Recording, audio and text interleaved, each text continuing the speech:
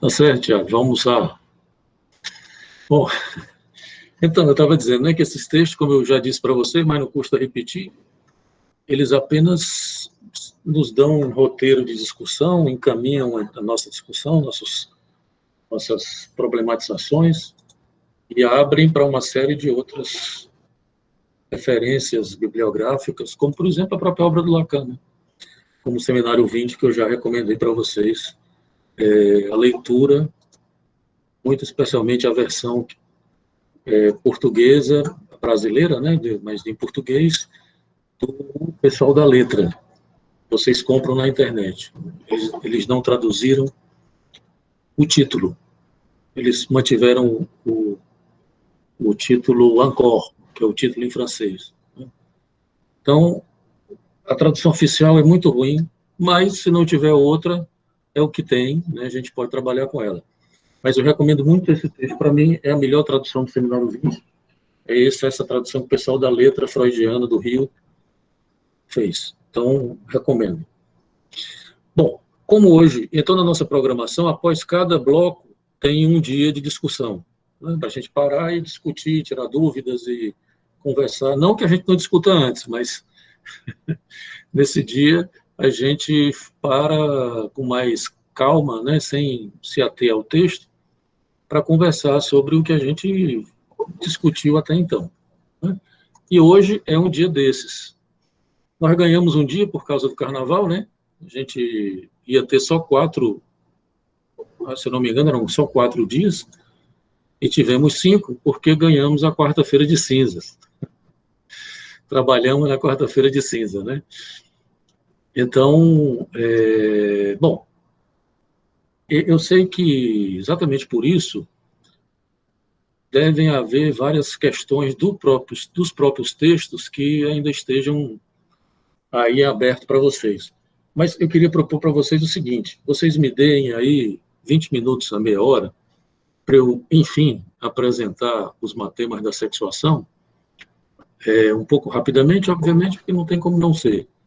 E depois a gente volta aos matemas para que a gente possa tirar dúvidas, inclusive vocês voltarem para as questões dos 3 textos que nós trabalhamos aqui, tá bom? Ou até mesmo do próprio Seminário 20, quem está lendo. Tudo bem? Pode ser? Bom, então, deixa eu apresentar aqui os matemas.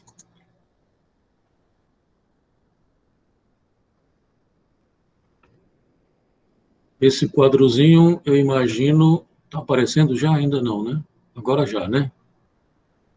Sim. Bom, esse quadrozinho, eu imagino que vocês já viram, já conhecem e tal, e talvez até já tenham estudado, entendido e etc. Eu vou apresentá-los, não sem antes lembrá-los e lembrá-las do que eu falei na vez passada, né? De que nesse momento, no Seminário 20, Lacan, a preocupação de Lacan, a relação da linguagem, a concepção de linguagem e a relação da linguagem para Lacan, ela tem uma função de fazer uma grafia do gozo do corpo. Aí eu tenho que ficar voltando para a sala para autorizar o povo a entrar. Tá? Isso é muito importante, porque a linguagem agora já não tem mais, já não está unicamente, na verdade ela nunca esteve, mas ela não tem essa preponderância de uma concepção do simbólico. A própria concepção de letra em Lacan vai servir exatamente para fazer essa grafia do gozo do corpo. Então, eu não vou voltar a isso, porque eu falei na aula passada, mas depois, nas nossas discussões, a gente pode voltar a essa questão, porque ela não é simples. Então, esses matemas aqui é como se vocês tivessem uma escritura de 2 possibilidades de grafar o gozo do corpo. Não é? Essas são isso que Lacan chama de matema da sexuação. Nós nos sexuamos dentro dessas tábuas quânticas, né? Se no meio da apresentação vocês também tiverem dúvidas, vocês me parem e perguntem. Esses matemas aqui, estão vendo minha setinha, né? Esses matemas, vou aumentar um pouquinho, esses matemas aqui, da parte de cima, né, você tem uma divisão no meio, tem uma parte de cima, uma parte de baixo, que também é dividida em esquerda e direita. Os que estão em cima são matemas escritos numa forma lógica. Na lógica, no sentido da lógica matemática, que Lacan trabalhou muito com ela, né? A lógica com a matemática e com a lógica matemática. Eu disse na vez passada que Lacan estava trabalhando com os quantificadores. Né? Você tem aqui dois quantificadores, que é esse é aqui do existe, e o outro quantificador de baixo, que é para todo. Ou todo, né? Para todo, então tem aqui, existe X e para todo X. Aqui do lado direito você tem a mesma coisa, é a mesma escritura. Observem que as quatro escrituras são iguais, a única coisa que modifica é a barrinha que está em cima. Essa barrinha, na lógica, ela equivale a uma negação. Tá? Então, deixa eu voltar para a sala, que tem gente entrando. Tá certo? Então, a gente lê, eu vou ler e depois vou explicar. Leia no sentido matemático. Né? A outra, esse φ de x aqui, equivale à função fálica. Quer dizer, o que Lacan está dizendo é que a sexuação ela está balizada pela função fálica. Ou se sexuando falicamente, ou se sexuando numa condição que ele vai chamar de não todo sexual. Não é, vejam bem, não é não sexual. Não é o sexual e o não sexual. Não é essa a oposição. Mas depois a gente vai ver que não é propriamente uma oposição binária, apesar de haver uma oposição. E eu vou dizer por que não é binário. Portanto, não é fálico e não fálico. A oposição é fálico e não todo fálico. Isso é importante porque é uma negação que, como eu já disse para vocês, foi inventada por Lacan. Essa negação do não todo, que está aqui escrito nesse matema, né? Não todo x, φ de x, ele não existia. Foi Lacan que inventou, propôs. Tá? Então, nós lemos assim: existe um x para quem a função fálica, a negação, né? Para quem a função fálica não conta. Existe um x que não está submetido à função fálica. E exatamente por isso, quer dizer, isso aqui, esse matema é o matema da exceção.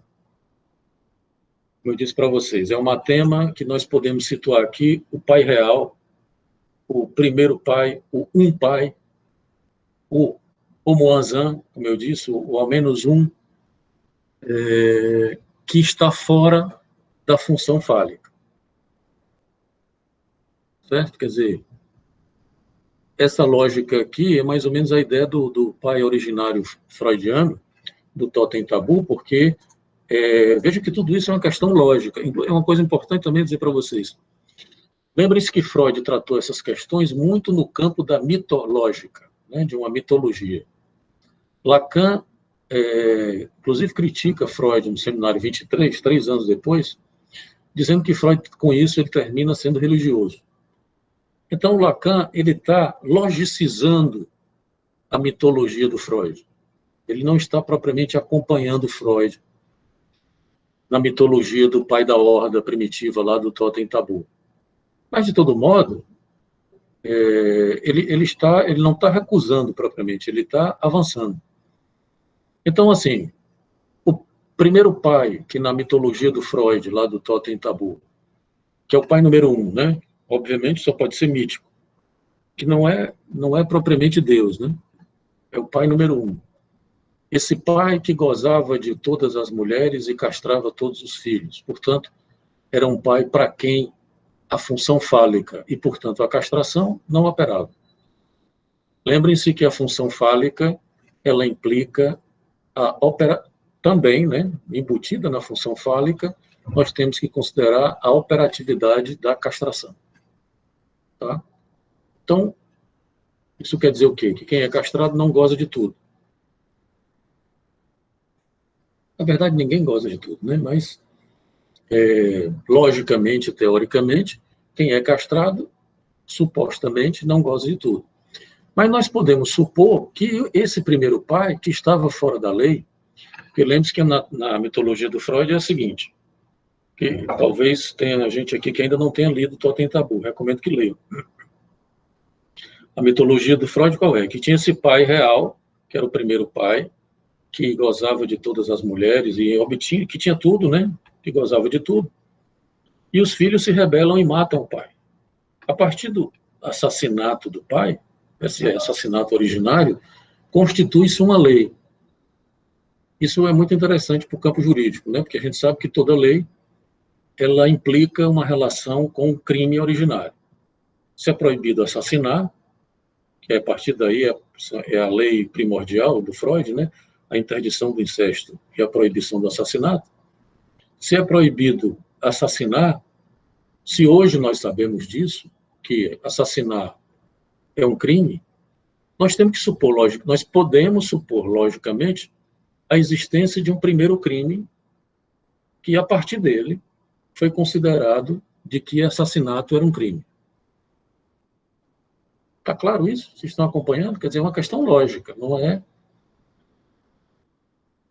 Porque nós poderíamos pensar mitologicamente, logicamente. Quer dizer, então, quando foi o primeiro assassinato? A gente sabe que na Bíblia, por exemplo, cristã, o primeiro assassinato foi de Caim e Abel, né? Curiosamente, um fratricídio, né? Um assassinato entre irmãos. Mas, na mitologia freudiana, esse crime é originário, é primeiro. Então, a pergunta que a gente pode fazer é a seguinte: esse primeiro crime, esse primeiro assassinato, por exemplo, ele pode ser considerado um crime ou ele ainda não pode ser considerado um crime porque a lei não existia ainda? A lei só passou a existir depois dele. Veja que é uma questão lógica, né? Uma questão temporal, inclusive. O pai originário, ele está submetido à lei ou não, já que a lei só aparece depois do seu assassinato, que é a proibição do crime, né? Quer dizer, o primeiro pai, supostamente, ele não está submetido à lógica da lei e da castração e, portanto, não está submetido à função fálica. Tá certo? Então, existe um X para quem φ de X não opera. Existe um X que não está submetido à função fálica, φ de X. Tá claro? Essa é a regra da exceção. Ora, então veja bem, o problema qual é? É que todos nós neuróticos ou não, nós sempre somos o número 2. É isso que a gente aprende no Édipo. Você não pode ser o número 1. Você pode ser, no máximo, o representante do número 1. O seu pai, na verdade, não é o pai número 1. Nunca foi, né? Ainda bem. Mas ele pode ser, no máximo, o representante do pai. Esse pai simbólico. Porque o pai real, o próprio pai simbólico, tem uma relação dialética aí entre o pai real e o pai simbólico. O pai simbólico só existe porque o pai real foi assassinado. Então, quando você assassina, quando mata-se o pai originário, real, cria-se um espaço vazio, que é o espaço do 1, número 1. Esse espaço, ele é vazio e continua tendo que ficar vazio. Veja que isso é uma questão não só clínica, como também política. O espaço de poder do número 1, ele precisa estar vazio sempre, para todo o grupo. Senão vira tirania ou fascismo. Se alguém coloniza esse lugar dizendo eu sou o 1, como fez Hitler, por exemplo, ou como diz o Bolsonaro, eu sou imbrochável, quer dizer, no momento em que ele faz isso, ele personifica, ele encarna o número 1. é uma canalice, obviamente, e é um fascismo. Portanto, o lugar simbólico do número um tem que estar vazio. É isso que o Freud chama do vazio originário. Inclusive, a identificação primária com o pai, que Freud vai descrever, é uma identificação com esse vazio. Não é uma identificação com o pai primeiro, o pai real. Né? Tudo bem? Então, esse pai que existe, que para quem não vale a função fálica, ele é um pai que está fora do campo simbólico. Ele é o pai real. Né? É como se você, para trazer para a mitologia cristã, como se você perguntasse: Deus precisa se submeter à lei? Ou foi ele que criou a lei? Mas se ele criou a lei, ele também incide sobre ele as exigências da lei? É uma questão interessante. O Agamben, que é um filósofo italiano muito importante hoje em dia, traz essa questão para o Estado soberano, né? Ele se pergunta isso: o Estado soberano, se o Estado está submetido à lei ou não, ou se nós temos um Estado de exceção, como foi o Estado nazista, que não está submetido à lei, por exemplo. Então, de todo modo, é importante considerar isso, de que o... Que é isso, Ian? Não diga isso, rapaz. Mas que tem cara de broxa, tem. Então, nem dúvida. Nem pergunto.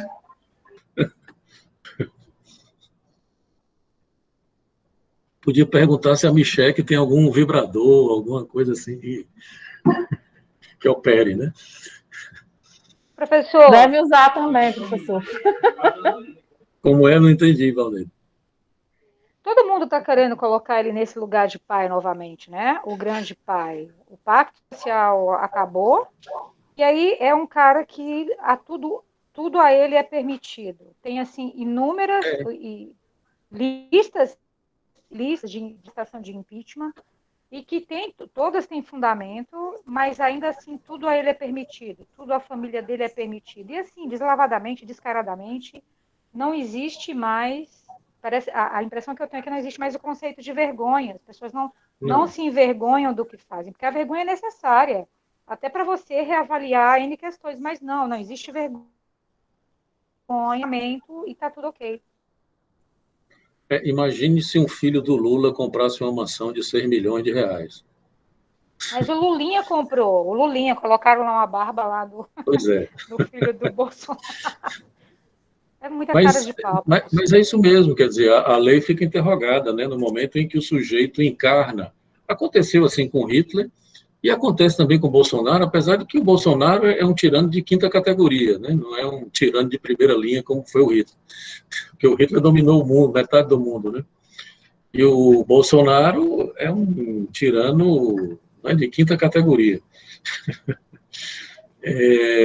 Mas Mas assim, o que me incomoda profundamente é que não existe o meia-culpa, não existe vergonha, não existe dizer nos enganamos, né? Não existe esse fanatismo. Fora o fanatismo eu nem questiono, esse povo aí é inquestionável, enfim. não é por Estou falando acaso de que outras pessoas, sabe? De pessoas que têm senso crítico. Não, essas pessoas que têm um senso crítico não fazem sua meia, não fazem. Mas, Valneide, eu acho que a parada de ele ser um tirano é exatamente não haver a culpa, não haver a vergonha, não haver a explicitação de que um erro foi cometido, senão ele sairia dessa posição, né? Então, Dele isso não. Eu digo das serve. pessoas que o apoiaram. Tipo, o Dória apoiou desde o início.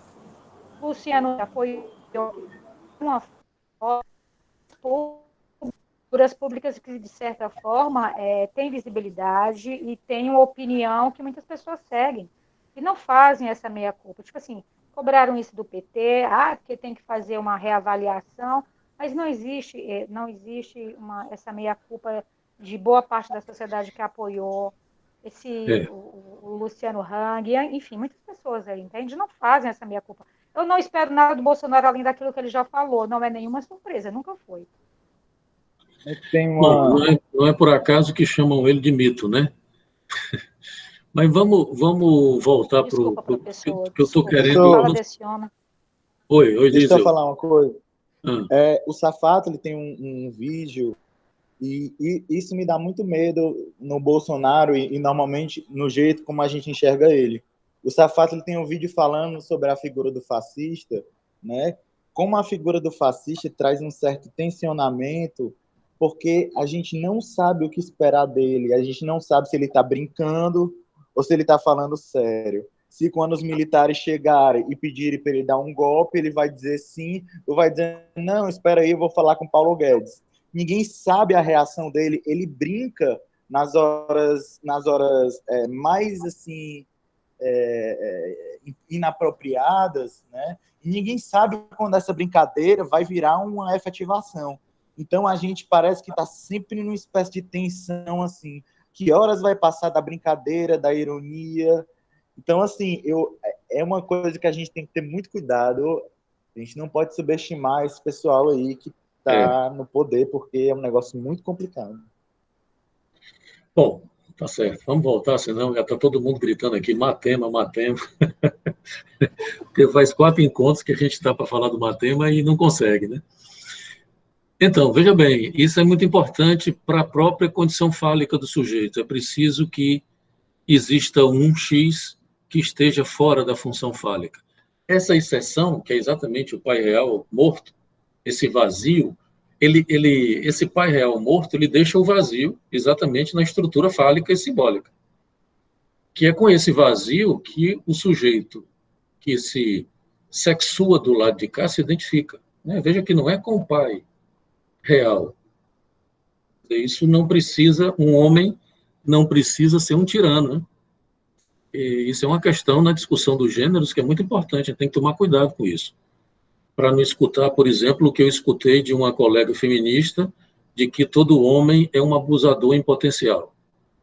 Veja que isso é um negócio muito complicado. Não é porque o sujeito está numa condição fálica que ele precisa... Oi? Porque quando eu saio da figura, ele fica... Não aparece para vocês, fica preto. Tem que ficar... Está aparecendo aí agora? Voltou? Sim, professor. Tá.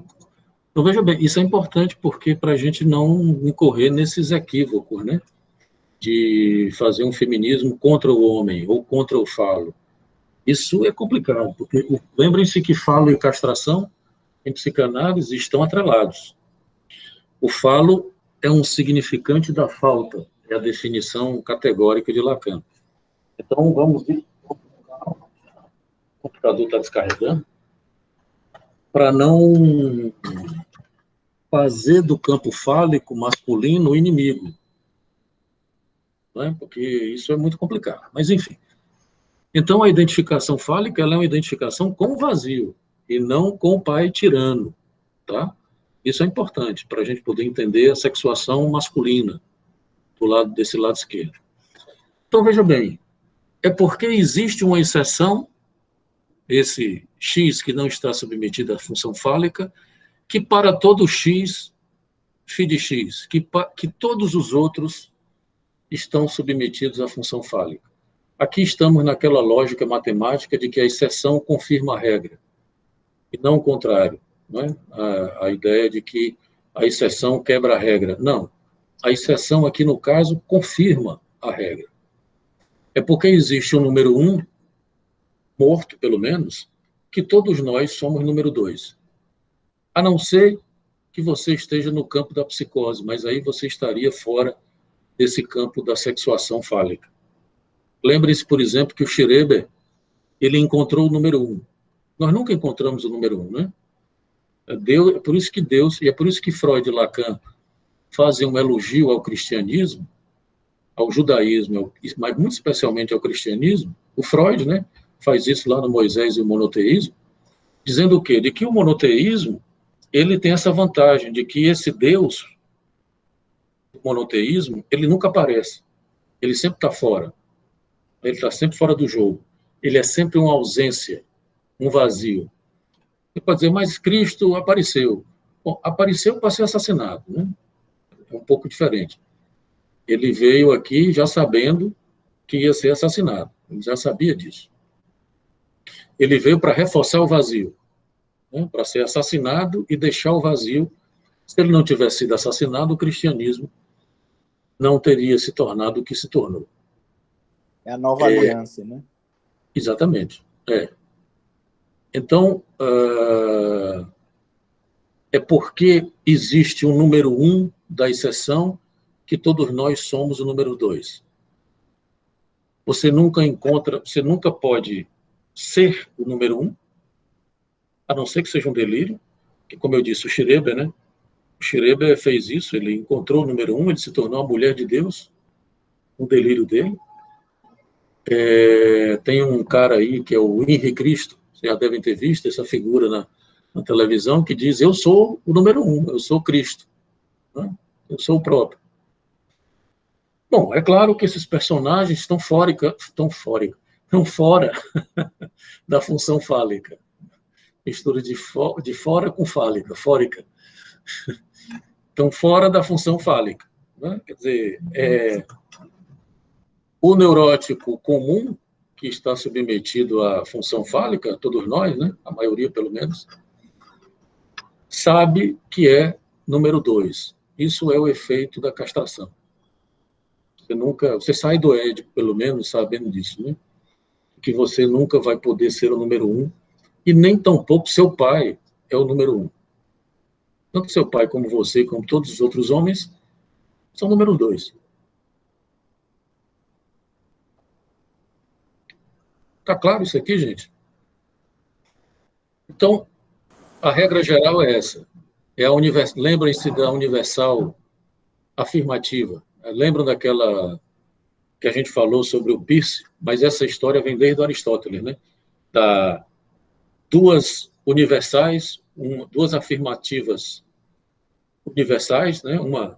Duas proposições universais, uma afirmativa e outra negativa, e duas proposições universais particulares, uma afirmativa e outra negativa. Essa é a estrutura dos silogismos da lógica. E Lacan está trabalhando com eles aqui, mas modificados, né? Alterados. Mas aqui, nesse matema de baixo, nós podemos ter a afirmativa universal. Para todo x, φ de x. Né? Lembre-se que a pretensão da afirmativa universal era ser um conjunto universal, né? E conter tudo, todos os elementos. Na aula passada também eu já disse isso para vocês, que nem para matemática, nem para psicanálise, não existe conjunto universal. Porque o conjunto universal não contém a si próprio. Então, ele não é universal. Né? Então, porque nenhum conjunto contém a si mesmo. Isso é matemática, não é nem psicanálise. Mas, de todo modo, nós podemos fazer uma proposição universal, dizer que todos os seres estão submetidos à lógica fálica. Pero não muito. Nem tanto. Não é? Quer dizer, era para ser assim. É porque tem um ser que não se submeteu à lógica fálica, que é exatamente essa exceção, esse pai originário, que todos os outros, é como se você dissesse, todos os outros devem estar submetidos à lei. Tá certo? Veja que tá claro isso, gente? Essa é a lógica da identificação fálica em psicanálise. Se vocês leram aquele meu artigo que eu recomendei, eu esclareço isso lá.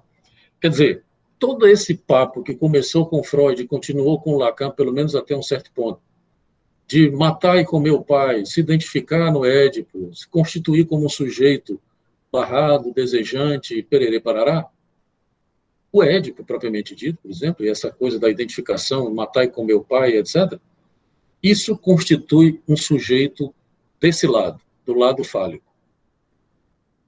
Foi isso que o Freud descobriu, como eu disse para vocês, e percebeu que essa sexuação fálica não explicava como é que uma mulher se constitui. Não explicava, não respondia àquela famosa pergunta dele, que é uma mulher. Veja que nos matemas, na parte de baixo, o que você tem aqui são as duas categorias que se produzem no campo fálico. O próprio falo, que é esse φ aqui, o φ maiúsculo, né? Que é essa letrinha aqui grega, do lado de cá, e o sujeito barrado desejante. Tá? Isso quer dizer o quê? Que o sujeito barrado está sempre no campo fálico. Seja homem, seja mulher. Tá? Não estamos falando de homem e mulher. Sujeito, em psicanálise, é uma função sustentada pela função fálica. Portanto, não interessa, o sujeito não tem sexo. Não é homem ou mulher. Ele é uma função que tanto os homens como as mulheres fundamentalmente são sustentados na sua divisão psíquica e na sua condição fálica pela função fálica. Larissa, você quer falar isso? Prof, eu quero fazer uma pergunta besta, mas eu quero fazer porque eu fiquei indignada.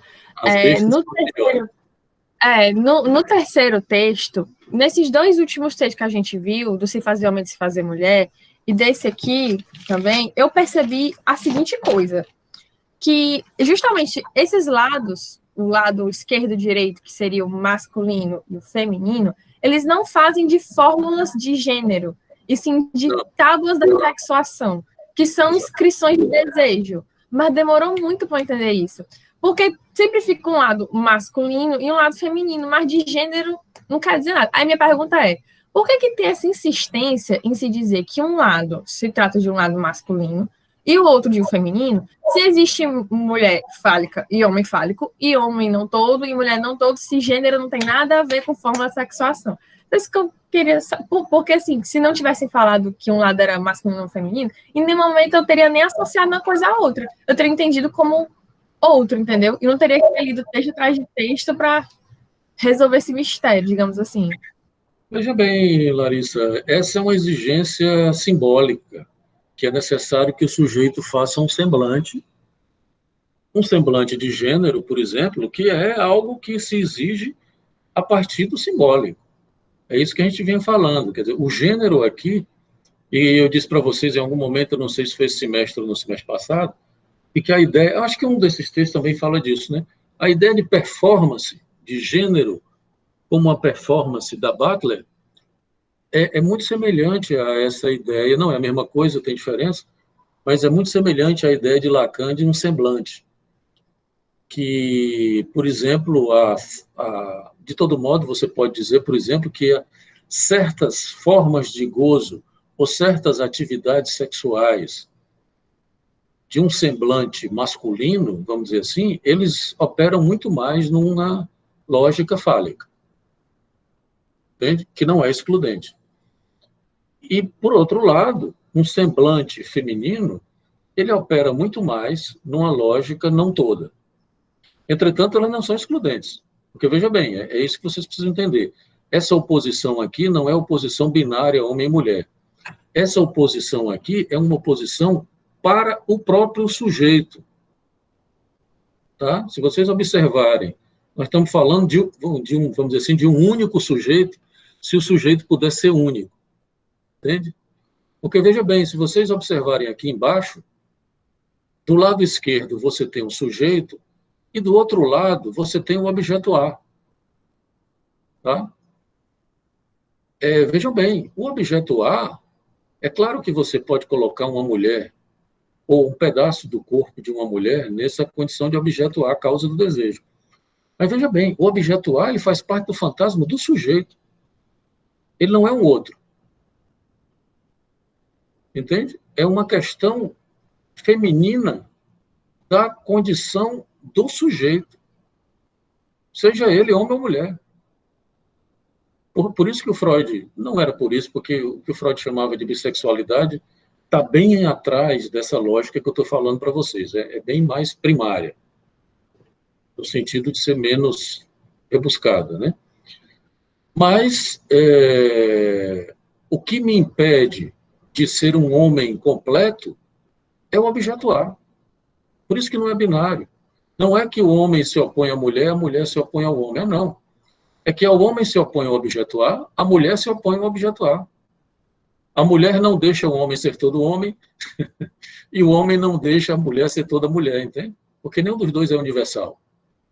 Então, não é essa oposição que aparentemente se encena no campo do semblante, que é no campo do gênero, por exemplo.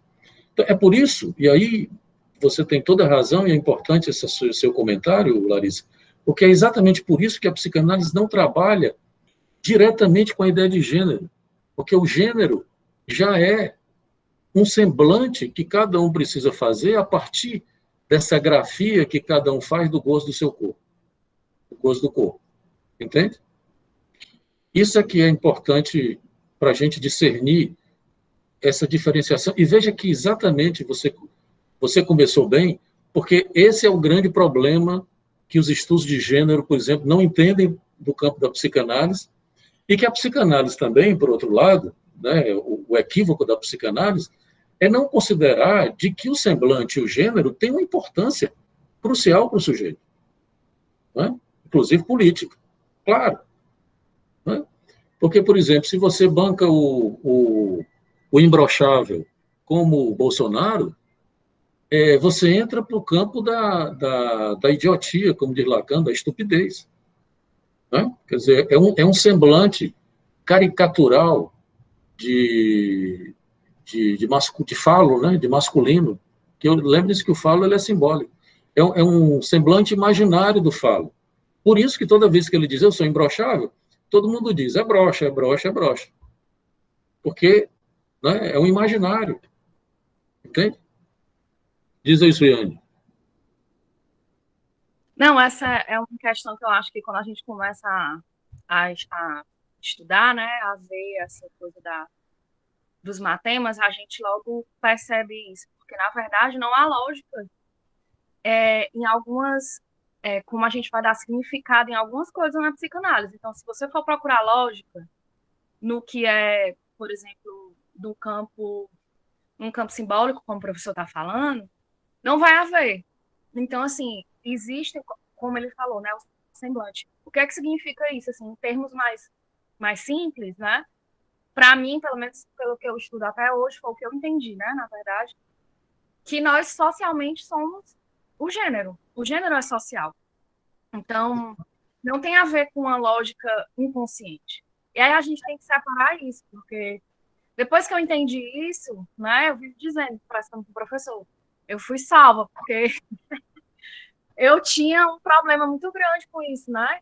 E de entender certas coisas. E aí tem uma coisa que eu vou pela primeira vez discordar do senhor, professor, que é essa coisa do senhor sempre fala da psicanálise e não. Eu acho que isso tem mudado. Do gênero, não entender a psicanálise não. Eu acho que isso tem mudado. Eu acho que isso não. Sim. Não sei se não é mais isso, entendeu? Até pelos livros que têm se produzido, né? Pelos textos que têm se produzido e pelos debates que têm se produzido, né? Então, Sim. eu percebo que eu acho que hoje a gente tem muito mais condições, né? Até porque eu acho que a gente precisava disso, né? É um processo que a psicanálise ia alcançar, assim como o contrário também, e a gente sempre vai passar por isso, né? Até porque a polis está sempre aí nessas alterações e nessas questões do tecido, né? Que é complexo. Mas quando a gente entende que a gente está falando de gozo, de sujeito, e que não tem a ver com o masculino que ele fala, não é o masculino homem, né? Homem, tipo Não. assim, não é. E o feminino não é a mulher, depois que a gente compreende isso, e nem quando ele diz assim, a mulher não existe. Não é que ele está falando que a mulher não existe, né? Acho que o professor vai chegar até aí. Sim. Né? Você vai chegar até aí. Não é que ele está falando da mulher figura eu, mulher branca, hétero, cis. Isso são qualidades do meu social, né? Do meu, enfim, são significantes, enfim, tem várias ordens aí. Eu acho que isso vai se tornando mais claro depois e você vai começando a compreender que há lógicas na psicanálise que não é que não alcançam, não são lógicas que a gente não tem que meio que intercruzar com palavras, né? Tipo, como é que eu posso dizer, professor? Não sei. Sei lá, com coisas assim, ao pé da letra, né? Você não Isso é no estudo inteiro. Você vai olhando assim, cara, não é isso. Nem adianta sair no dicionário, porque não é isso, é outra coisa. Que há um sentido, é outro sentido, né? Pelo menos para mim é isso. Enfim, não sei se eu me deixei clara ou se falei besteira, mas é isso aí. Não, eu acho também, Suiane, que as coisas têm mudado, obviamente. Mas veja bem, eu acho que ainda, pelo menos do ponto de vista clínico, a psicanálise continua sem trabalhar com o gênero, pelo menos da forma como os estudos de gênero trabalham. Porque o que nos interessa é exatamente isso. Na análise, você não pode considerar que o sujeito que está na sua frente é homem ou mulher no sentido do gênero, quando de um certo funcionamento da clínica, entende? O que não quer dizer que a clínica não considere, por exemplo, os efeitos de, por exemplo, uma mulher ser maltratada e tal. Não é isso. É isso, Não é, né? não é isso. Não. Não é isso. A gente não pode não dar vazão aos significantes que trazem o social, Exatamente. a mulher e o homem. A gente não pode deixar isso de lado, até porque Lacan diz, né? Se o analista não alcança o seu tempo, né? Exatamente. Então, não é isso, mas fundamentalmente... Né? Não, conclua. Não, você tem que alcançar a pólice, porque quando chega uma demanda para mim de violência doméstica, eu não posso desconsiderar que eu preciso, que aquela mulher olha para mim e diz, quem eu procuro? Né? Eu não posso desconsiderar que eu olho para ela e digo, você procura tal pessoa, você vai atrás de tal delegacia. Não posso. Não, tudo bem. Né? Claro. Isso é super relevante a gente dizer. Mas, claro. Porque clinicamente é uma coisa, e ok, a gente estudar a clínica dessa forma. Só que isso não pode se desvincular. Ao mesmo tempo, a gente tem que desvincular, porque a gente tem que se utilizar de intervenções, né? Enfim, de posições do analista que ali não cabem o que você leva em consideração desse social ou da sua própria luta política, enfim, isso não pode entrar ali. Mas, ao mesmo tempo, você não pode desconsiderar que, em algum momento, você vai encontrar ali na sua frente uma mulher preta que precisa que você, sei lá, deborda algumas coisas a ela que ela está pedindo, né? Enfim. Claro. Mas, ao mesmo tempo, eu entendo, e isso para mim ficou muito claro com o passar do tempo e com a minha prática agora, e tá ótimo, assim, estou super feliz de ter que era horrível, meu Deus do céu. Claro, é claro que o analista precisa, por exemplo, dizer para o analisante que ele está em perigo. Por exemplo, né? Pode acontecer, independentemente de ser homem ou ser mulher. Mas isso não é propriamente uma intervenção que a gente possa considerar analítica. Bom, em algum momento pode até ser, dependendo da circunstância, porque a clínica é tão variável, tão singular, né? Mas, assim, a intervenção do analista não pode ir por essa lógica política de gênero. Com certeza, concordo. Não, porque senão a análise se descaracteriza enquanto análise, porque exatamente nós trabalhamos com o sujeito. Sim. Mas sujeito que tudo faz parte da clínica. Desculpa estar interrompendo, mas eu acho que faz parte também, tá entendendo? Isso claro. É uma coisa da minha análise própria, né? Porque isso foi muito dificultoso para mim. Eu sou uma pessoa que falo muito, né? Você sabe. Então, para mim era muito difícil encarar uma clínica no qual eu ia falar, né? Eu dizia, não, eu vou falar. E aí eu passei 2 anos, tipo, sofrendo com isso. E hoje eu entendi que é de analista para analista, assim como é de casa para casa, eu não falo com todo mundo, obviamente, não é assim. Enfim, mas veja bem, uma mulher, ela pode... É claro que eu concordo com você que o analista, em determinado momento, tem que dizer, olha, tome cuidado, porque senão esse cara vai poder lhe matar. Saia de casa, ou faça isso, aquilo outro. Isso não tem problema nenhum. Eu faria isso sem nenhum problema. Mas não posso dizer que isso é uma intervenção propriamente analítica. Né? Não, veja bem. Era, tá? Deixando claro que eu não quis dizer que era. Eu sei que não eu sei. Eu sei que você não quis dizer isso. Eu estou só argumentando para esclarecer a minha posição. Então, veja bem, uma mulher pode se safar de uma certa maneira dessa situação também, por mais que seja uma situação social também, se ela, por exemplo, não tolera mais maltratar o feminino, nela, entende? Sim, Se sim. uma análise leva ela a isso, a não colocar o feminino e o seu objeto causa do desejo Sim, como no campo de um maltrato, de uma abjeção. sim. É isso que Concordo. Lacan chama de ética do bem-dizer, Uhum. bem-dizer o feminino, que é a ética final do Lacan, né? Lacan termina com isso. Então, porque se... Repete o que, Larissa, o que eu acabei de falar? Essa ética do bem dizer feminino, sim. Uma análise leva a isso, a bem dizer o feminino. Aquilo que eu estava brincando com você, uma brincadeira séria, porque eu estou escrevendo um artigo sobre isso mesmo, isso que eu estou chamando de feminilizar o buraco, é exatamente isso, é você tratar bem a sua condição objetal e de buraco, que é para todo mundo, não é só para a mulher, não. Não é? Quer dizer, Exatamente. o sujeito, essa condição objetal e de buraco, que é a estrutura, portanto, de uma incompletude, de uma impossibilidade, a análise leva você a tratar bem, tratar melhor, pelo menos, entende?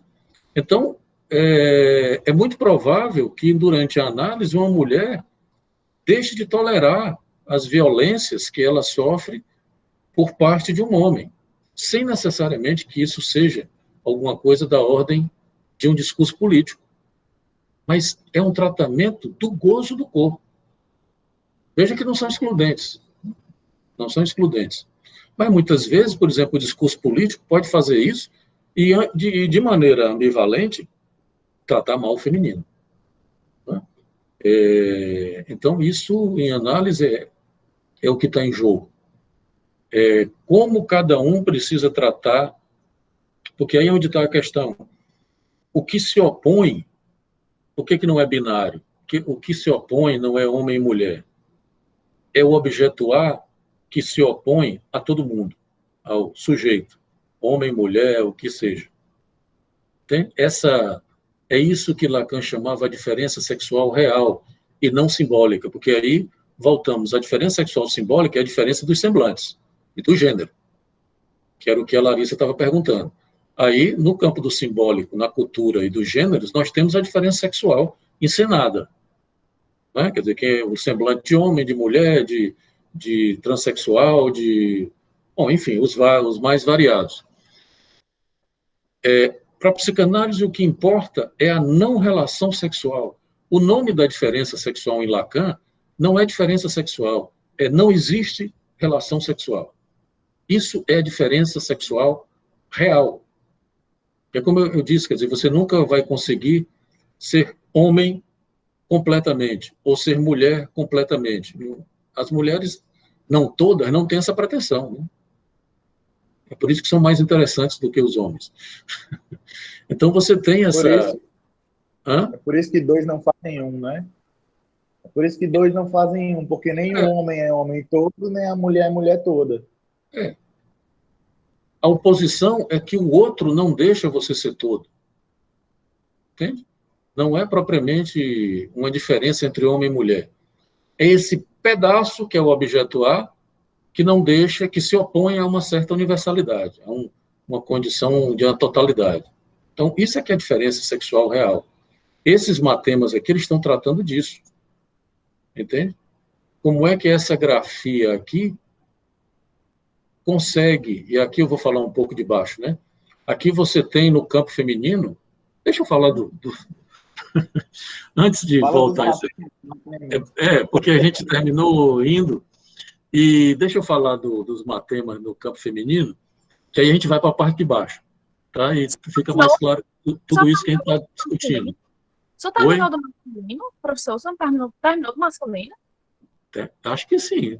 Bom, Terminou sim, que eu estava anotando aqui. Então, vai logo do outro lado e desce, porque eu quero saber o de baixo, porque os de cima eu já compreendi o negócio. Tá bom. Então, veja bem, do lado feminino,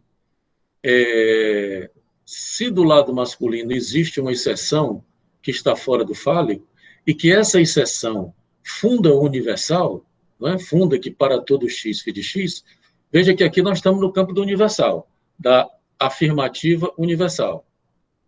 Lembra do Peirce, que a gente falou na aula passada?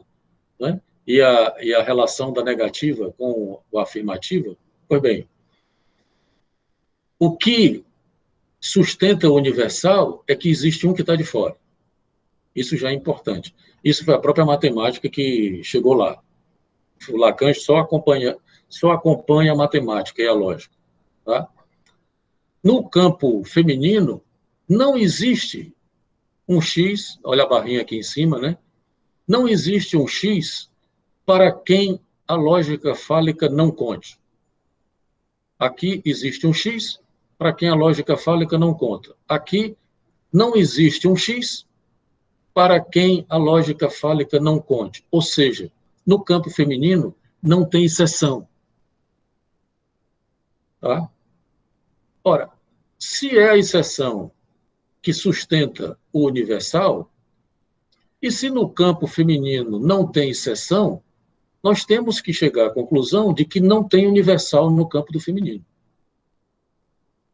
Por isso que também não é binário, porque não é uma oposição de dois universais. É uma oposição do universal ao não todo universal. Então, esse matema de baixo, que equivale, não é, à afirmativa universal, Lacan vai criar uma novidade, que é exatamente a negação no quantificador, né? Que é esse não todo para não todo x, φ de x. Aqui é para todo x, φ de x. E aqui é para não todo x, φ de x.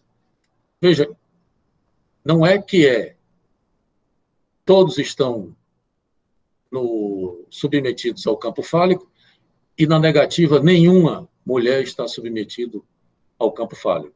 Não é assim. Na lógica habitual, lá do Peirce e do Aristóteles, é isso, né? Todos os homens são mortais, nenhum homem é mortal. Seria essa a oposição das afirmativas com a negativa universal. Essa negativa aqui não é mais a mesma negativa universal da lógica, é uma outra negativa. Não é todos os fálicos e os nenhum fálico. Não. É todo fálico e não todo fálico. Não é a mesma coisa. Entende? Não é uma mera negação do universal. É uma condição, isso implica, inclusive, uma condição singular do sujeito, da mulher. Não é? Um não todo não é nenhum. É um outro quantificador. Não é nenhum homem é mortal. Não é isso. Entende? Porque é exatamente por isso que o que Lacan está dizendo é que no campo... Opa! Desculpa. No campo feminino, você não é um outro universal que se opõe ao universal fálico. Não. O campo feminino é aquilo, e veja a importância política e clínica disso, é aquilo, e não por acaso o objeto A e a falta no campo do outro estão aqui, né? É aquilo que demonstra a impossibilidade do universal. Estão entendendo?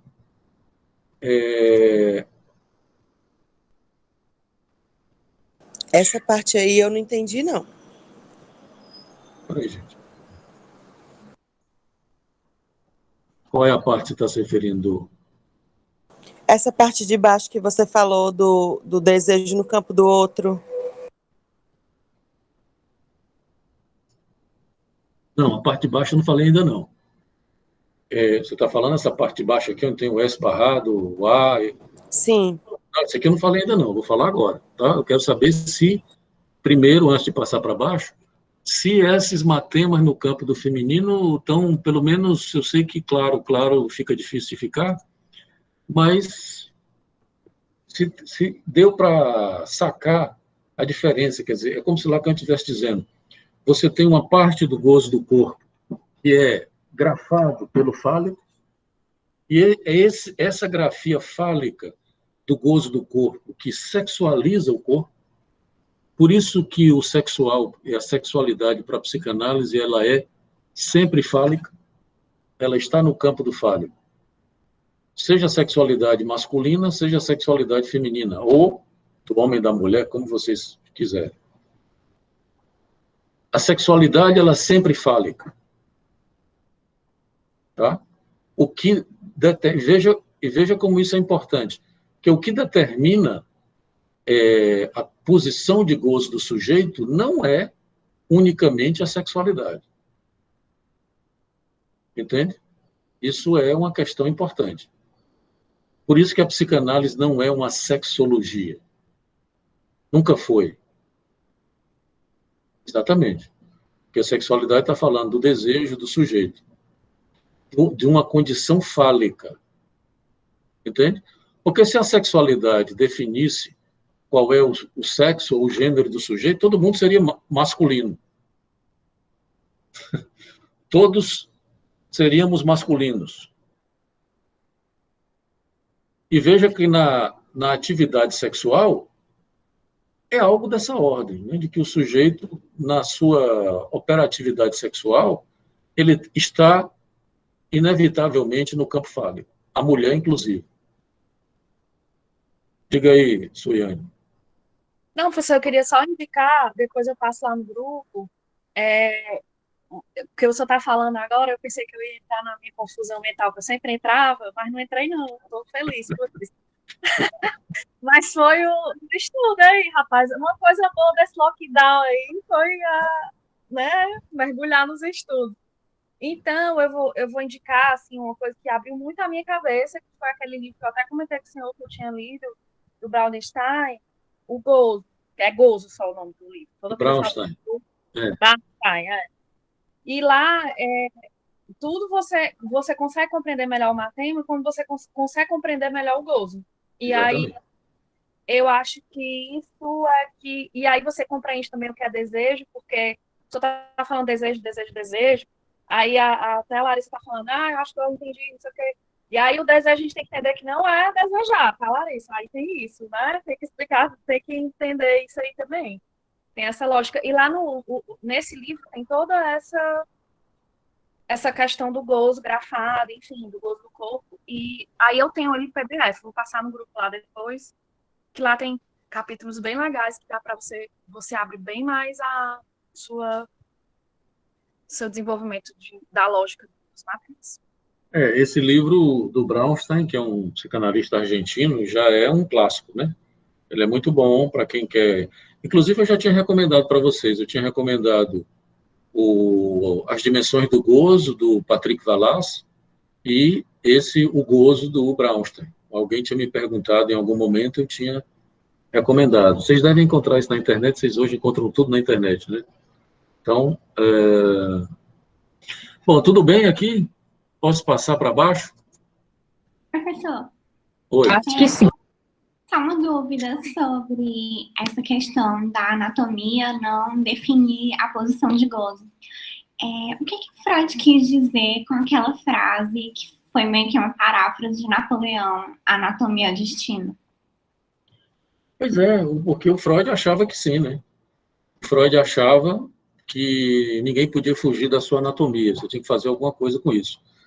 Faz algum sentido se você considerar, por exemplo, de que realmente, por mais que hoje nós tenhamos cirurgias, como no caso do transexual, né? Por mais que tenhamos hoje cirurgias que alterem o real do corpo, mas veja bem, uma cirurgia transexual não apaga o fato de que o transexual nasceu com um corpo de macho ou um corpo de fêmea. Isso não apaga, entende? É algo que, por exemplo, se um transexual vai para a análise, isso vai retornar, e ele vai ter que falar disso. Isso não faz com que ele, por exemplo, se for uma mulher trans, que ele não quer dizer que ele não seja mulher, é uma mulher trans. Mas até mesmo, só um minuto, Marcelo, até mesmo no estudo de gênero, se diz assim, né? É uma mulher trans, é um homem trans. É uma forma exatamente de não jogar fora, como se fosse possível, que não é, o fato de que você é trans. Isso é algo importante. Uma análise, por exemplo. Diz aí, Marcelo. Não, só para dizer que, na verdade, é como se o Freud estivesse dizendo que conta né? Ou pelo menos que deveria contar a anatomia, né? Que deveria se partir disso ou considerar isso, como se isso não pudesse ser desconsiderado dentro da história, né? Porque é um processo doloroso, é um processo trabalhoso, é um processo que pode, inclusive, muitas vezes levar à morte. Então, assim, eu entendo essa frase do Freud como se ele estivesse dizendo que conta, que você precisa contar que o sujeito nasceu com aquele corpo, e aquele corpo, de alguma forma, tem que ser considerado dentro da construção de uma subjetividade. Exatamente. Agora, por outro lado, ele se equivoca, no sentido de que dizer de que a anatomia ela entra na definição da posição sexuada do sujeito. Inclusive, Lacan faz toda uma crítica exatamente a essa frase, a anatomia é o destino, né? Que Lacan não concorda com ela. Por mais... Como é? Posso fazer uma colocação? Por favor, diga. Eu acho interessante também pensar o fato, né, de que não dá para negar o fato de que Freud tinha aí um projeto de inscrever a psicanálise dentro de uma ciência médica, né? E a gente tem que conhecer os limites de até onde ele conseguiu alcançar com suas construções, com suas investigações. Ter isso em mente, assim, né? Que o homem chegou o Freud chegou até um certo lugar, assim, né, dentro com os recursos que ele tinha, com as ferramentas que ele tinha. Então, às vezes essa colocação, né, da anatomia ser o destino, era o que ele tinha em mente naquele momento, assim, né, no sentido de que talvez isso não caiba mais dentro de uma outra ótica, dentro de uma ótica lacaniana. Eu concordo, Juliano, só vou discordar de uma partezinha disso, porque eu acho que o Freud não estava propriamente querendo colocar a psicanálise dentro de uma ciência médica.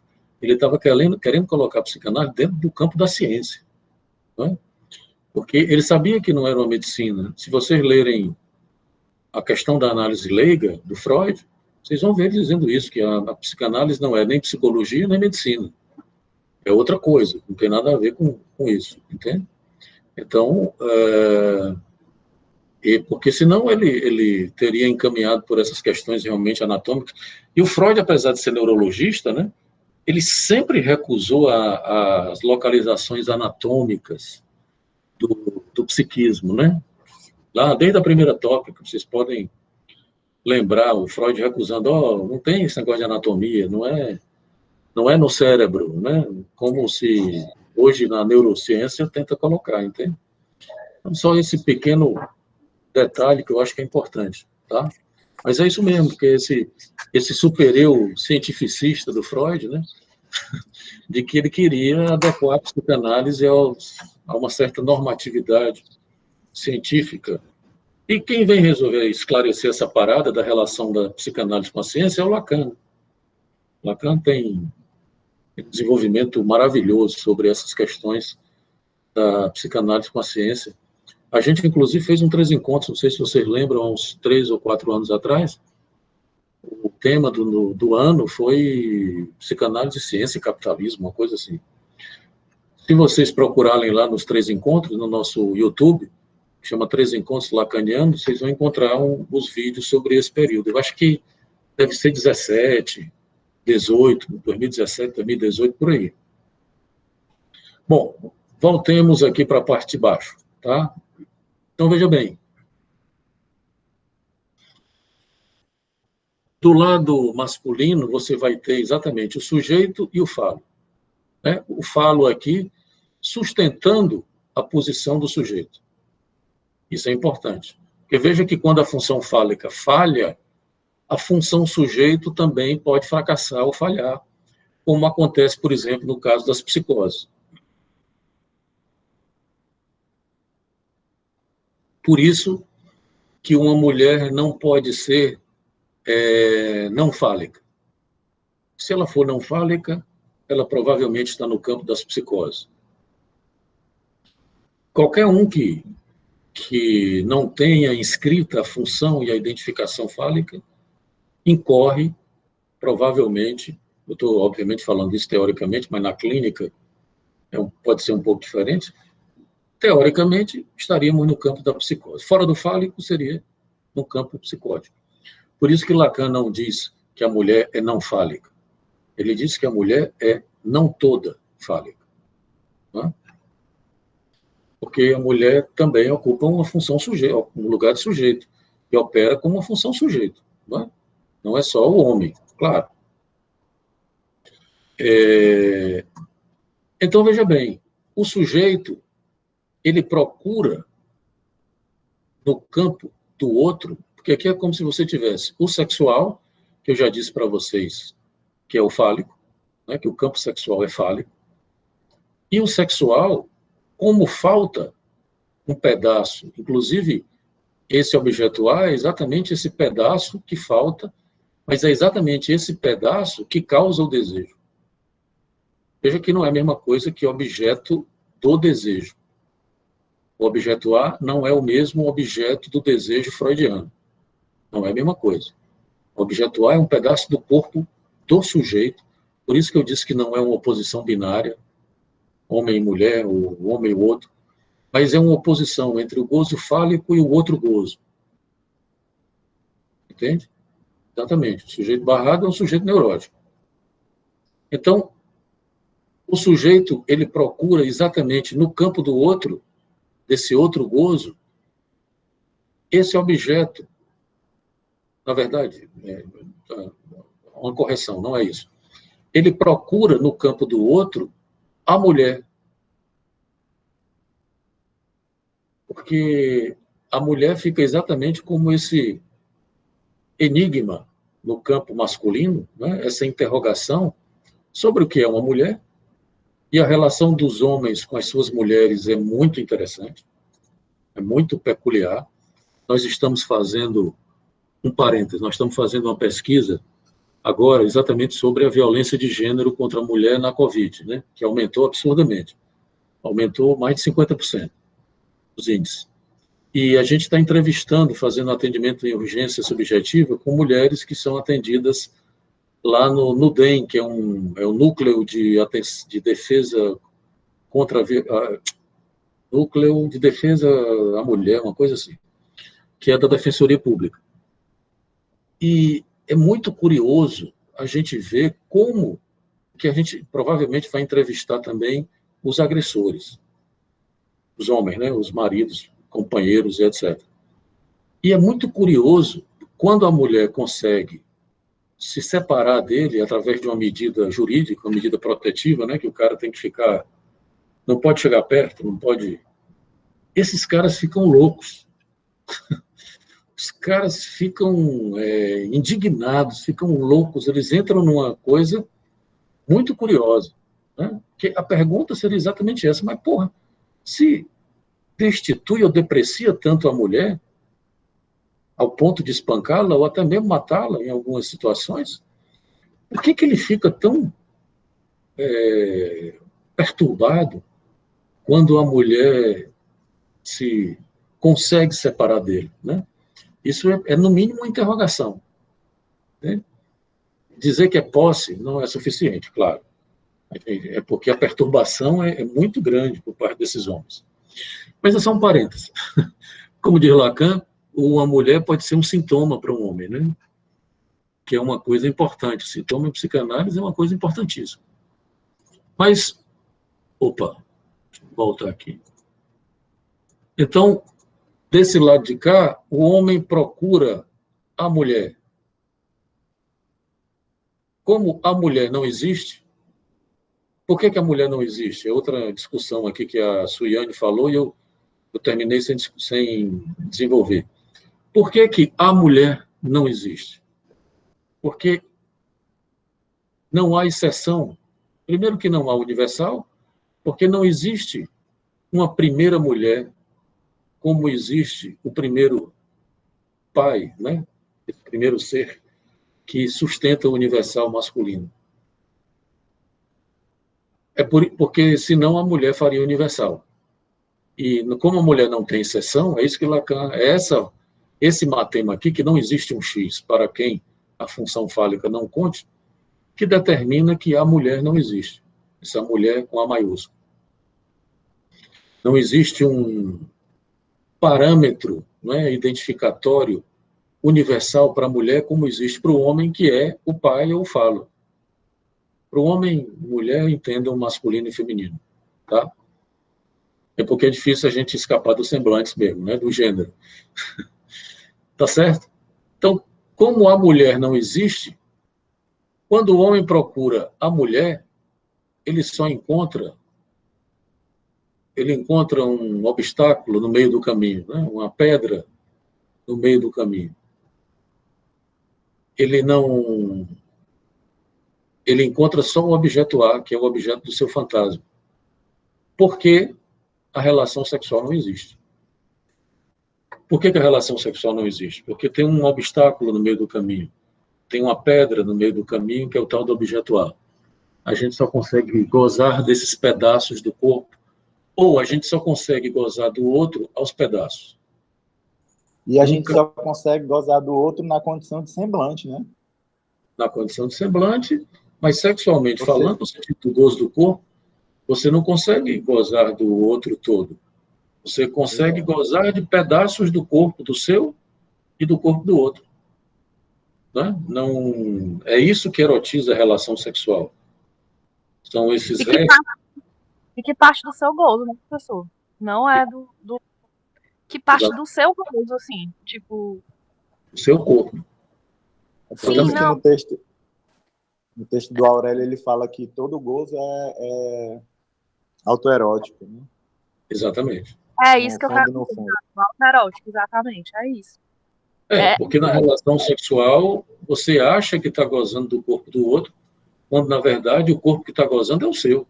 Exatamente, é isso. É uma coisa muito triste, né? Assim. Triste não, Isso é uma tragédia, gente. Tu não percebe, será?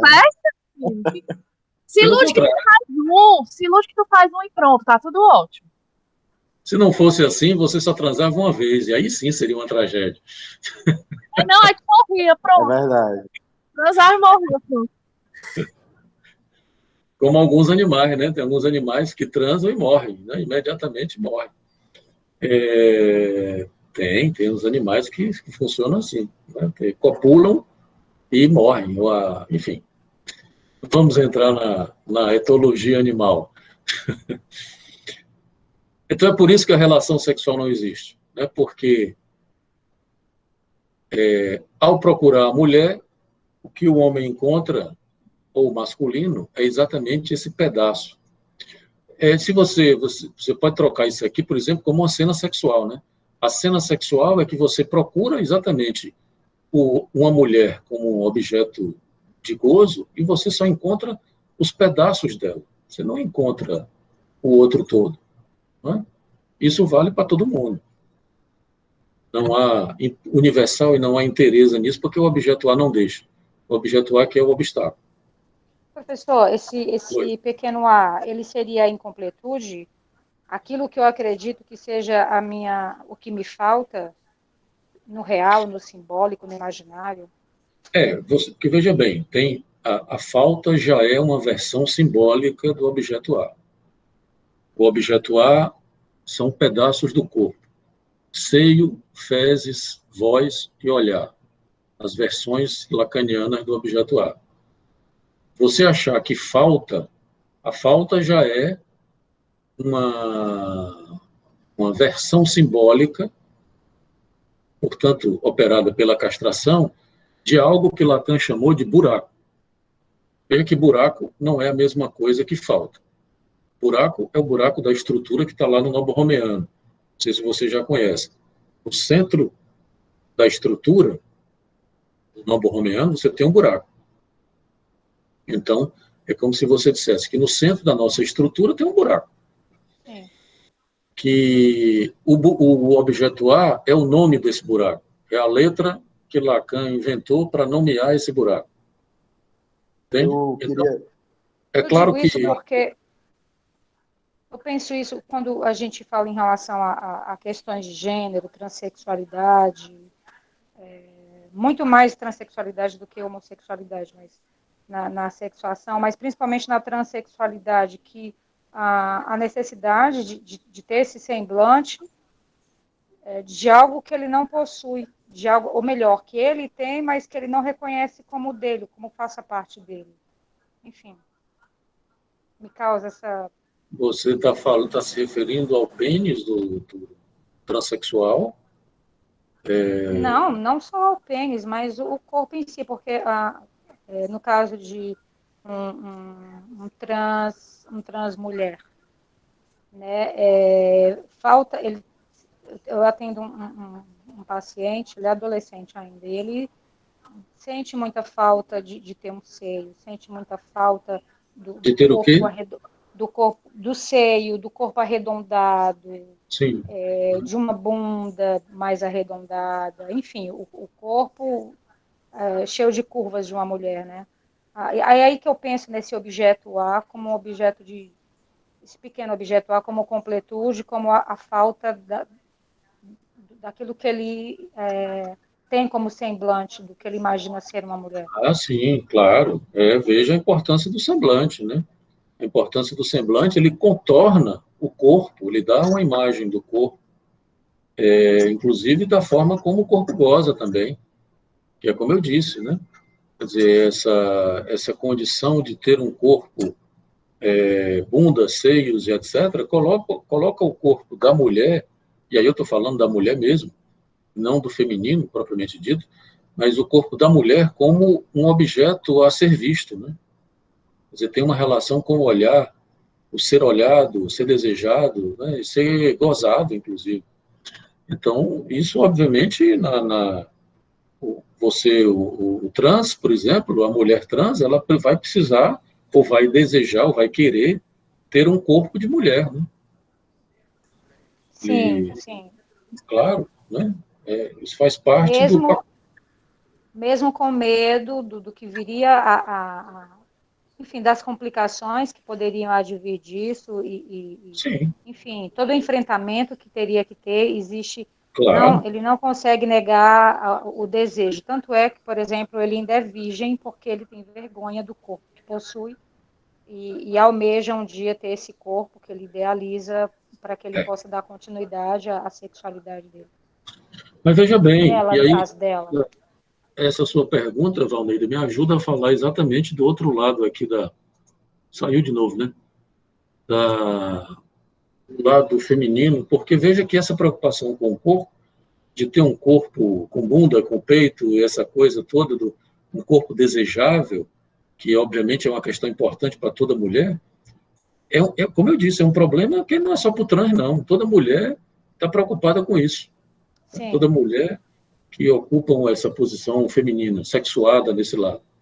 Então, veja que... cirurgias, abdômen, pernas, bundas, tudo. Já morreu muita mulher fazendo lipoaspiração, né? Então, não é brincadeira. As mulheres são, inclusive, muito atacadas por isso, do ponto de vista do semblante, da coisa sexual e social, enfim, da estética, né?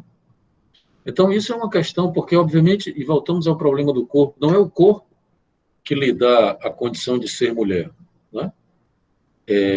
Porque você está sempre insatisfeito com o corpo. Não tem... As mulheres mais saradas e bonitas, e etc., continuam insatisfeitas. Você não satisfeitas, lindas, perfeitas, e também são traídas, mesmo na sua perfeição. Exatamente. Lembre-se da mascarada da Joan Rivière, que era uma mulher linda, bem-sucedida, maravilhosa, que todos os homens desejavam, e todas as mulheres também, porque queriam ser ela.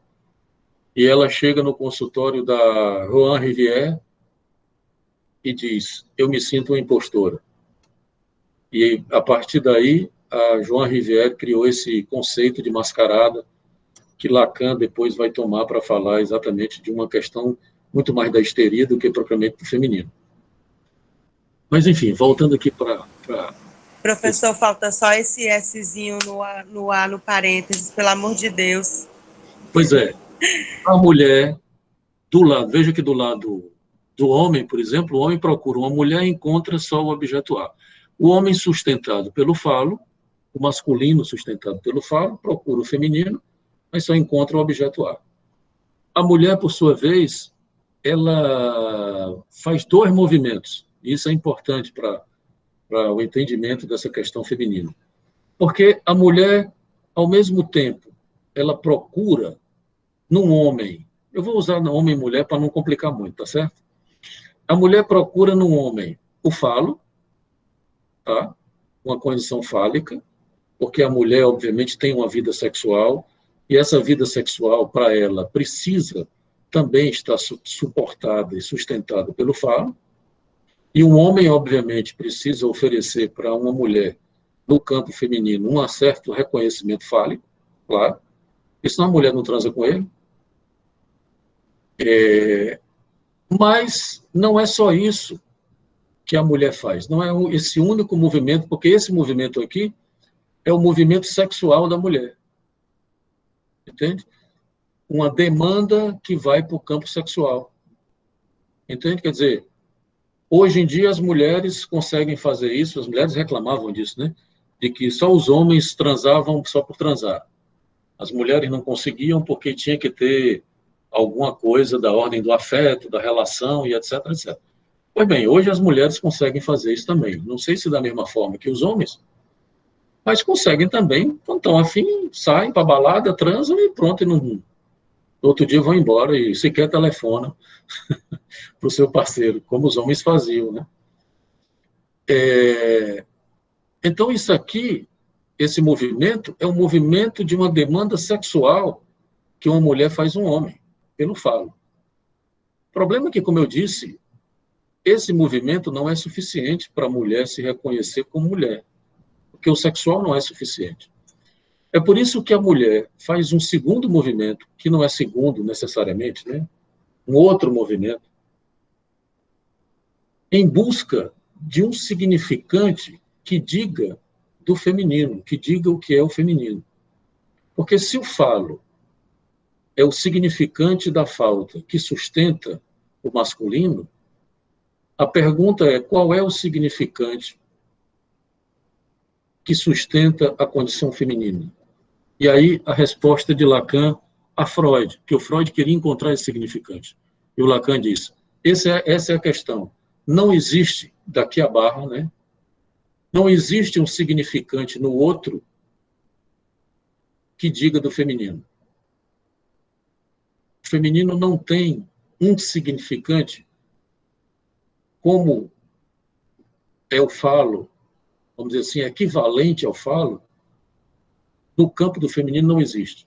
Por isso que esse movimento aqui é um movimento que se dirige, o movimento da mulher, ao feminino. Portanto, a mulher tem um movimento ao masculino, mas tem também um movimento dirigido ao feminino, ou seja, a uma outra mulher. Entende? É por isso que... Por que no S, com esse A no parênteses, não tem a barra? É porque o significante está fora. A barra está no outro, na mulher. Né? Eu não sei... Porque só o fato do significante estar fora do parêntese já indica que não está no campo do outro. Entende? Mas quer dizer isso, um significante que falta ao campo do outro. Então, esse movimento em direção ao feminino é um movimento que a mulher faz dirigido a uma outra mulher. Não é uma... Quer dizer, não quer dizer propriamente que a mulher seja lésbica com isso, não é isso. As mulheres têm uma relação entre elas exatamente porque essa pergunta, como não existe um significante que diga o que é uma mulher, como diz Freud, as mulheres têm toda uma cumplicidade, uma coisa interessantíssima. O reino feminino é muito curioso, porque as mulheres têm uma relação muito própria entre elas. Né? E nessa relação implica um pouco isso, que as mulheres perguntam umas às outras sobre como é ser mulher. Qual é o significante, ou os significantes que essa outra mulher, que em sendo mulher, a mulher acha que essa outra mulher é mais mulher do que ela. Não é? Era o que Dora queria saber da senhora K. por exemplo, né? Como é que a senhora K conseguia se levantar defunto? Que o pai da Dora, lembre-se, era impotente. E estava todo celelê, todo interessado pela senhora K. Né? E a Dora ficava se perguntando isso. Foi isso que Freud sacou, né? Por isso que o Freud sacou o erro dele com Dora. Porque o Freud estava interpretando Dora nessa condição sexual. Como ele não tinha uma teoria do feminino ainda, na verdade ele nunca teve, né? Ele tem uma teoria do Édipo e da sexualidade feminina, mas do feminino ele não conseguiu. E foi suficientemente honesto para dizer que não conseguia. Disse, olha, não é comigo não, eu já fui para lá, fui para cá, tentei dizer o que é uma mulher e não consigo. Vocês vão perguntar aos poetas, que quem sabe os poetas consigam dar essa resposta. Ele foi suficientemente honesto, mas exatamente por isso, porque o Freud, ele estava atrás, como bom histérico, ele estava atrás desse significante aqui que não existe. A resolução que o Lacan faz é exatamente dizer isso. Isso que o Freud estava procurando não existe. Ele é da ordem de uma inexistência. E é exatamente o problema dele ser inexistente não quer dizer que ele não opere. Porque, em sendo inexistente, ele abre a procura das mulheres por esses significantes. Léo. Oi, diz aí, Marcos. Deixa eu ver se eu entendi. O significante do masculino seria o falo? Exato.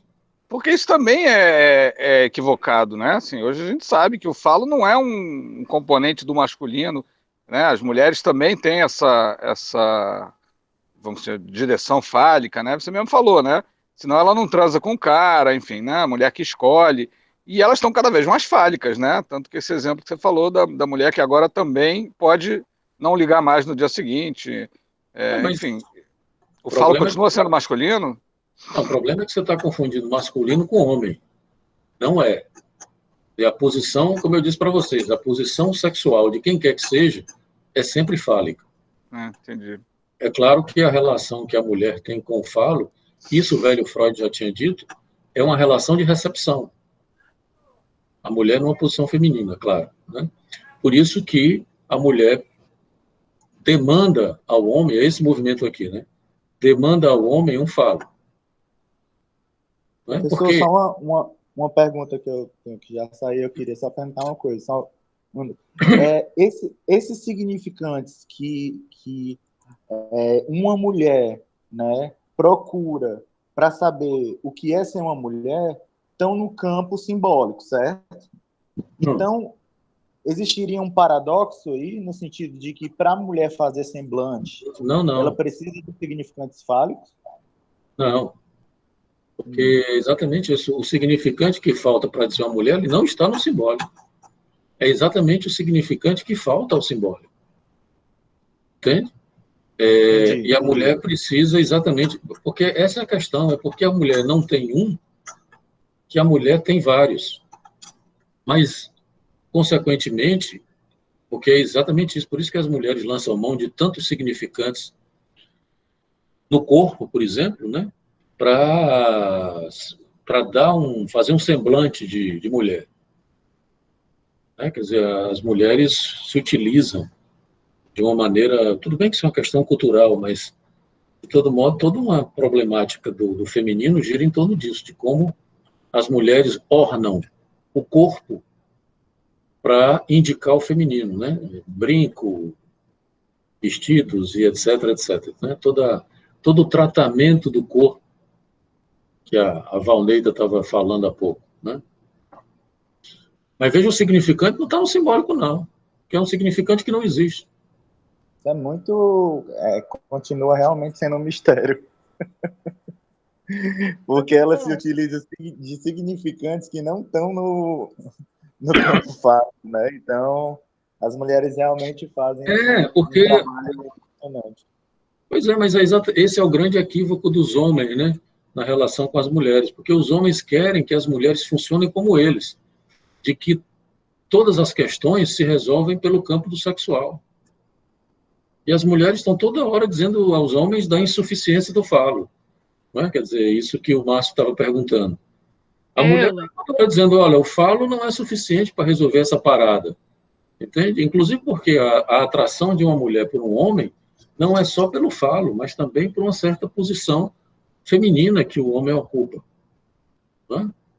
Então, bom, enfim. Isso, Ian. Não, eu ia tentar falar agora uma coisa que ele está falando, mas eu não sei se vou conseguir ser clara, então é melhor calar, porque eu acho que eu posso confundir mais e talvez, não sei. Mas é porque, enfim, é melhor não falar. Continue, desculpa, professor. Depois tu fala para mim, Sussu. Tá. Professor, você falou do ornamento do corpo da mulher. Eu acho que foi em algum texto que dizia que o pênis, o falo, jamais ficava como significante para a mulher, porque não existia uma equivalência de uma parte do corpo que representasse ou fizesse um grupo de todas as mulheres, né? E recentemente você vê no movimento da beleza, né, de várias vertentes diferentes. Por exemplo, as mulheres agora estão numa luta nessa contracultura dessa violência da beleza, de cada uma fazer a beleza do seu jeito. E ali tem de todas as maneiras, você vai ter várias mulheres diferentes, de corpos diferentes, que elas se sentem bonitas de uma maneira única, e ninguém vai dizer que aquilo não é feminino. O auge é quando as mulheres começaram a usar roupa masculina e transformar isso em moda, de uma maneira bem única, e ninguém ficou dizendo que elas estavam se masculinizando por causa disso, porque pelo menos eu interpreto dessa maneira, posso estar sendo muito rasa, mas eu interpreto que é tipo, o lugar delas de mulher, ela quem diz, as pessoas não conseguem tirar ou negar a feminilidade de uma mulher. Não, claro, porque exatamente, aí sim o gênero tem razão, porque os semblantes são históricos, né? Qual é o semblante? Como é que você deve fazer semblante de mulher, o gênero, de gênero mulher, isso é histórico. Isso pode e deve ser modificado, porque senão as mulheres ainda estariam usando aquele vestido rodado e dentro de casa cuidando das crianças e fazendo comida, né? É claro que isso precisa ser interrogado. Entende? Professor, o meu TCC é sobre moda, né? Eu questiono justamente esses lugares da moda. E quando ela fala sobre essa pluralidade, essa mudança, a gente também tem que pensar que o lugar da moda foi delegado às mulheres a partir do surgimento da moda. A moda existir já é delegada ao feminino que ela se ocupa. Uhum. Até o século XVIII não existia diferença entre roupa masculina e feminina. Basicamente, homens e mulheres se vestiam iguais. Né? Você vê em Roma, por exemplo, a cultura romana com as togas, né, e tudo. Então, eram roupas muito semelhantes. A gente só consegue encontrar essa diferenciação nas roupas a partir do momento que Charles Frederick Worth, ele chega e diz assim, não é mais agora você que me diz o que você quer vestir. É eu que vou dizer o que você tem que vestir. E é muito interessante esse movimento, porque a história conta que mulheres faziam fila na porta do Worth. E o Worth dizia assim, não, eu não vou vestir você, eu vou vestir você, eu não vou vestir você, eu vou vestir você. Então, foi delegada a posição da mulher. E a partir do século XVIII, a gente já não vê uma mudança na vestimenta masculina, mas a gente vê uma mudança enorme na vestimenta feminina. Né? E com o século XIX, aí é que lasca tudo mesmo, porque a gente vê o surgimento da industrialização. Então, esse lugar de se fazer, né, de se colocar na moda, ele também é uma performance, né, desse lugar. Não é simplesmente vestir, existe toda uma cadeia significante dentro desse vestir. Não é a roupa que é masculina ou feminina, mas é a relação que ela faz com outros significantes que o torna de mulher ou de homem, entre aspas. É interessante. Esse cara foi inteligente, né? Não sei como é o nome dele que você falou aí, mas se ele oferece, diz, mulheres, venham, que eu vou dar para vocês um significante feminino de como ser uma mulher, ele certamente fez fila, né? É uma ditadura cansativa, exaustiva essa, sabe? De ditar como uma mulher deve ser, como ela deve se vestir, como deve ser seu cabelo, é exaustivo. As mulheres são muito mais atacadas por esse imperativo estético do que os homens. Homens hoje em dia também são, né? Mas acho que é muito diferente ainda, que as mulheres ainda são muito atacadas. E não é por acaso que esse movimento aí que a Larissa falou tem se apresentado, né? Tem uma reação contra essa... chega, às vezes, às raias do absurdo, né? Essa exigência estética. As mulheres têm que botar peito, bunda, cabelo, enfim, é uma loucura. Meio insano, mas... Bom, gente, já são 13h10, né? Acho que a gente pode parar por aqui, e porque essas questões elas vão retornar de alguma maneira, de uma forma ou de outra. E na próxima semana a gente já entraria nas questões relativas às homossexualidades. Eu recomendei para vocês a leitura do livro da Butler, né? Do capítulo da Butler, A Vida Psíquica do Poder, Gênero Melancólico e Identificação Recusada. É um capítulo importante porque ele traz um resumo da tese da Butler sobre essa questão dos gêneros e a relação disso com a homossexualidade, como uma homossexualidade recusada na lógica dos gêneros. Recomendo que leiam porque não é simples, tá? As formulações da Butler. Quem já leu Butler talvez tenha mais facilidade, mas porque ela implica uma questão com Freud, especialmente, que vai ser necessário a gente debater um pouco, né? Se puderem ler um texto de Freud, 2 textos de Freud, que eu também recomendo para poder acompanhar a Butler. Um, que é uma pérola, que se chama Luto e Melancolia, tá? É um texto lindíssimo, um dos mais bonitos de Freud. E o outro, que já é um texto mais pesado, que é grande e clássico, que é o Ego e o Id. O Eu está traduzido como Eu e o Id, né? A tradução nova. Tá?